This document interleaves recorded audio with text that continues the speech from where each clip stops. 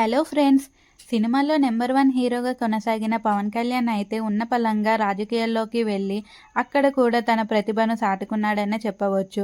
Deputy సీఎంగా ప్రమాణ స్వీకారం చేసినప్పటి నుంచి పవన్ కళ్యాణ్ అయితే రాజకీయాలలో మరింత జోరుగా పనిచేస్తూ ఒక డిప్యూటీ సీఎంకి ఇంత క్రేజ్ ఉండడం అంటే అది పవన్ కళ్యాణ్‌కే సాధ్యమని చెప్పవచ్చు. అయితే ఇటీవల తిరుపతిలో జరిగిన తొక్కిసలాట గురించి మనందరికీ తెలిసిందే. దాని కారణంగా 6 మంది చనిపోయిన విషయం కూడా మనందరికీ తెలిసిందే. అయితే పవన్ కళ్యాణ్ అయితే దీని మీద సీరియస్ అయ్యారనే చెప్పవచ్చు. అధికారుల నిర్లక్ష్యం మూలంగానే ఈ సంఘటన జరిగిందంటూ పవన్ కళ్యాణ్ అయితే అధికారుల మీద సీరియస్ అయిన విషయం కూడా మనందరికీ తెలిసిందే. అయితే పవన్ కళ్యాణ్ ఆ సంఘటన గురించి బాధపడుతూ మాట్లాడుతుంటే ఫ్యాన్స్ మాత్రం ఒక పక్క ఓజీ ఓజీ అని కేకలైతే వేయడం జరిగింది. ఇది విన్న పవన్ కళ్యాణ్ అయితే ఒక్కసారిగా ఫైర్ అయ్యాడనే చెప్పవచ్చు ఫ్యాన్స్ మీద.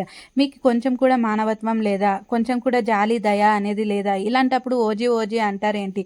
నేనెంత బాధపడుతూ మాట్లాడుతున్నానో మీకు తెలియట్లేదా? అంటూ ఫ్యాన్స్‌పై అయితే ఫైర్ అయ్యాడనే చెప్పవచ్చు. ఇక్కడ 6 మంది చనిపోయారు. ఇలాంటప్పుడు మీరిలా కేకలు వేయడం కరెక్ట్ కాదు అంటూ ఫ్యాన్స్‌కైతే నచ్చచెప్పాడు. ఈ సంఘటనపై ముఖ్యమంత్రి చంద్రబాబు స్పందించిన విషయం మనందరికీ తెలిసిందే. ఆయన కూడా ఎంతో సీరియస్ అయితే అయ్యారు. ఇది అంతా అధికారుల వల్లే అనేసి చాలామంది అధికారులనైతే సస్పెండ్ చేయడం కూడా జరిగింది. కొందరిని ట్రాన్స్‌ఫర్ చేయడం కూడా జరిగింది.